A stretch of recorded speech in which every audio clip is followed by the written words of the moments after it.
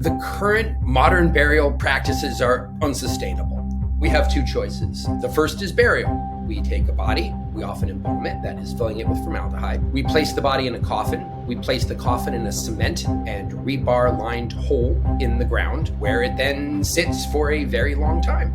The second choice is cremation, and that was always seen as the ecological alternative.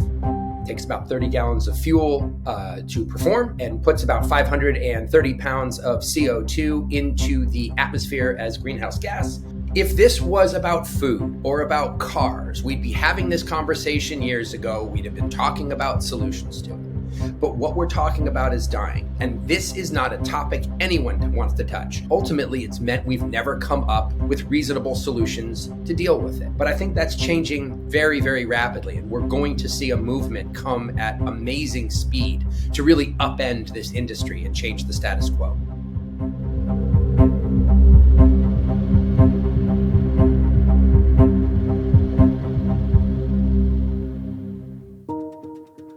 I'm John Neatveld-Thomas. I am the Chief Association Executive for the Green Burial Council International. The Green Burial Council mission is to promote natural burial practices. The organization has two arms, essentially. One which certifies green burial providers. Those are green burial places and spaces and products. And then an education arm that I serve as the leader of, which educates the public and providers about green burial options.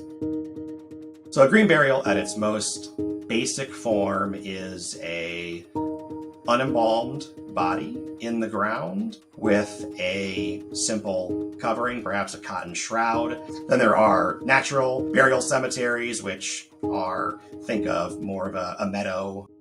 If you look at the number of natural and green burial cemeteries, 2015 is kind of the point at which really good hard data was being kept. There are about a little over 100. Now there are nearly 350. My name is Phil Olson, and I'm an associate professor in the Department of Science and Technology and Society at Virginia Tech. I consider myself a technology ethicist, and one of the main areas of interest for me in my teaching and research are technologies involved in the disposition of human remains. So I think there's this interesting shift going on in the sense of like collective death, right? And kind of understanding ourselves as kind of, being a part of this kind of bigger collective picture. I think we're now thinking about death at scale in a way that we weren't before. Thinking about death in terms of like the sheer impact of human flesh on the planet and recognizing, oh, wait, we have to think about this in a much bigger way. My name is Micah Truman. I'm the CEO of Return Home, and we perform terramation, which gently transforms human remains into soil. So in the very beginning, when Return Home was founded, our whole purpose was to figure out a way to gently return a person back to the earth and to make sure that the last choice we make on this planet is to give back to it and not to pollute it. And that seems like a simple thing, but there is a lot to do there. First, we developed the science, that is the process. And then next, we developed the technology on a prototype basis. We made an in-vessel technology. Each vessel is 8 feet long by 3.5 feet wide by 3.5 feet tall. Ultimately, we then made all of that. We fabricated all of that equipment. And finally, we outfitted an 11,500 square foot facility in Auburn, Washington, just south of Seattle, and built the first large-scale terramation facility in the world. And it's been the work of a lifetime. We place a layer of what we call organics at the bottom of the vessel, alfalfa, straw, and sawdust. We place the body on top of those organics. We then fill the rest of the vessel up with the remaining organics, and we put it into our special system that moves oxygen through the vessel. After a month, the body is completely terramated, and what we have left are bones. We reduce those bones into fragments. We let the soil sit for 1 more month, which is a total of 2 months, and we have beautiful soil that we can then give back to the family.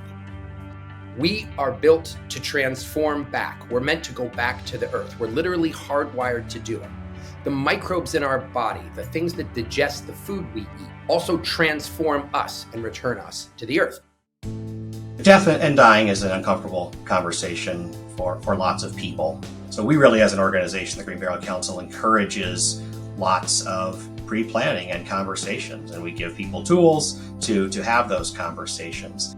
This is not about saying the current funeral industry is wrong and doing everything badly. It's really about providing options. We are very accustomed to a family in funeral service calling and arranging for the disposition of their loved one. In our case, it's very common for the person who's dying to call us personally and say, this is the only ray of light that's happening for me right now. This is what I'm hoping for, and this allows me to think about the next phase of my continuance. And that is utterly mind-blowing. It ensures that the last act we do on this planet is to give back to it.